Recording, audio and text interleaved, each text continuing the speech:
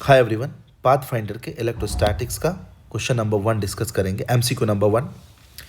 इस क्वेश्चन में कहा गया है कि एक क्यूब है जिसके वर्टिसेस पे इक्वल पॉइंट चार्जेस रखे हुए हैं।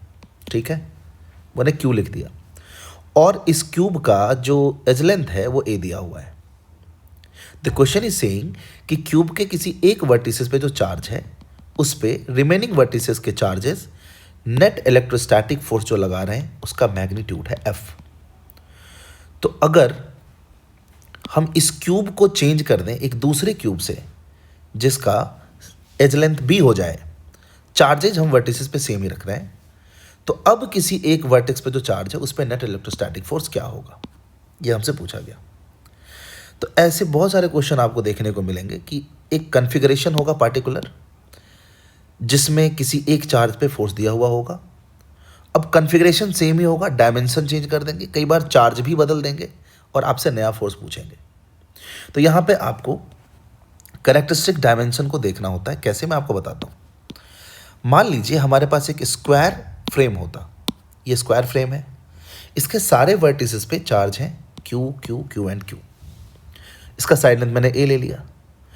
अब अगर मैं आपसे पूछूं इस वर्टेक्स पे जो चार्ज है यहाँ पर, इस पे नेट इलेक्ट्रोस्टैटिक फोर्स क्या होगा, तो आप इसके वजह से फोर्स लिखेंगे, इसके वजह से फोर्स लिखेंगे और इसके वजह से फोर्स लिखेंगे, तीनों का रिजल्टेंट लेंगे। हम सब जानते हैं कि this comes as k q square by A square root 2 + 1/2।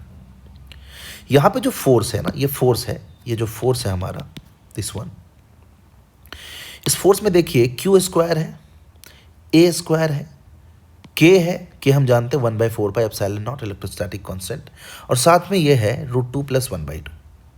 अगर मैं स्क्वायर को चेंज करके एक इससे मान लो बड़ा या छोटा, इससे अलग डायमेंशन का स्क्वायर बना लूं और यहाँ पे चार्ज भी बदल दिया मैंने, क्यू डैश कर दिया।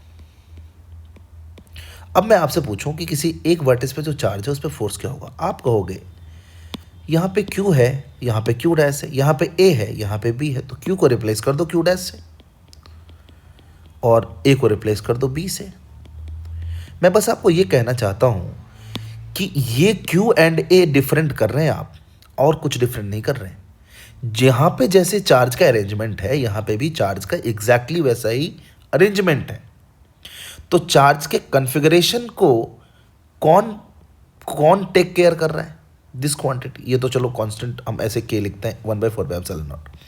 ये जो चीज़ है ना root 2 + 1/2, it is taking care of the configuration of the charge.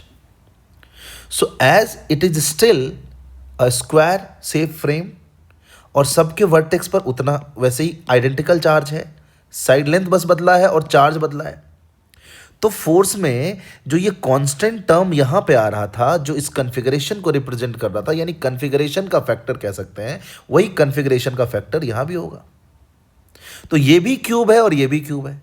तो अगर हम यहां पर फोर्स एफ को लिखें तो F will be proportional to square of the charge and it will be proportional to square of any length which is unique for this cube.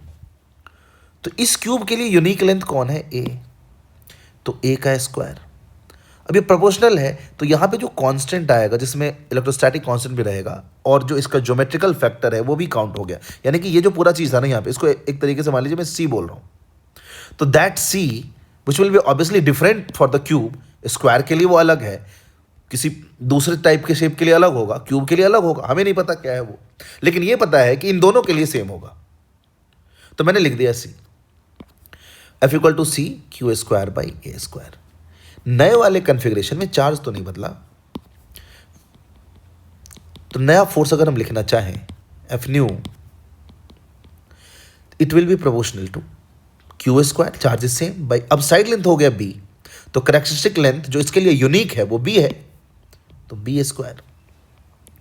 तो F new will be C Q square by B square.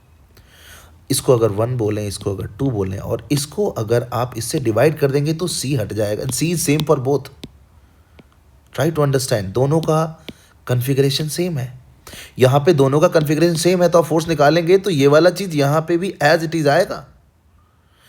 तो इसीलिए मैंने कहा कि दोनों का configuration of charge same है, तो कन्फिग्रेशन फैक्टर जो है वो दोनों में सेम है।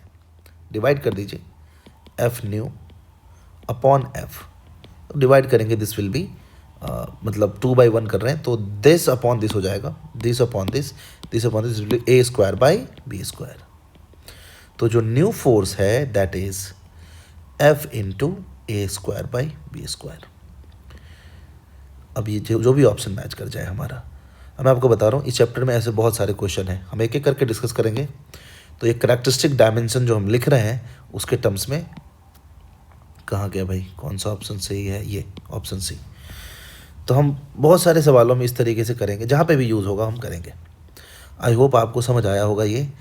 स्टूडेंट्स मैं बहुत दिनों से वीडियो अपलोड नहीं कर पा रहा था क्योंकि मैं बिजी था, मैं पढ़ाने के काम में बिजी था। I take offline classes, I could not find time to make videos, but I am again starting it. I hope you will support me. The support means you will like the video, you will subscribe to the channel if you have not subscribed, and आप share भी करेंगे अपने friends के साथ who is actually seriously looking for great content. Okay, thank you, thanks for watching.